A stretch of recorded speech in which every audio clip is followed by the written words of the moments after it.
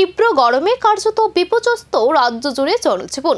প্রচণ্ড রোদ আর অস্বস্তিকর আবহাওয়ায় দিশেহারা সাধারণ মানুষ। গরম থেকে স্বস্তি পেতে অনেকে ভিড় করেছেন পুকুর ও জলাশয়ে। সকাল থেকে শহরের বিভিন্ন জলাশয়ে দেখা যাচ্ছে স্নানের ভিড়।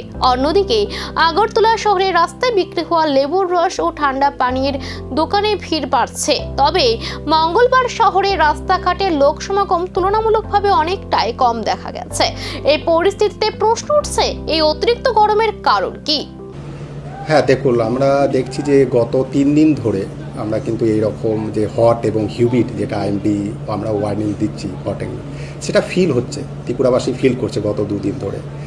এটার কারণ হচ্ছে যে এই গত 2 দিনে আমাদের বঙ্গোপসাগর থেকে মানে ত্রিপুরা রাজ্যের ওপর প্রচুর পরিমাণে জলীয় বাষ্প প্রবেশ করছে, এবং গত 2 দিন যে আমাদের হিউমিডিটি সেটা কিন্তু নর্মালের থেকে অনেকটা বেশি।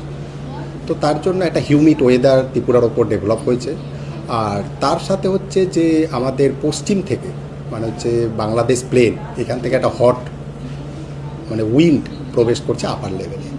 তো এই দুটোর কম্বিনেশন, আর তার পাশাপাশি হচ্ছে যেহেতু এই 2-3 দিন বৃষ্টিপাত খানিক কম এবং আকাশ পরিষ্কার, তো এই সমস্ত কম্বিনেশনগুলো মিলিয়ে একটা হট এবং হিউমিড ওয়েদার সৃষ্টি হয়েছে ত্রিপুরা রাজ্যের ওপরে।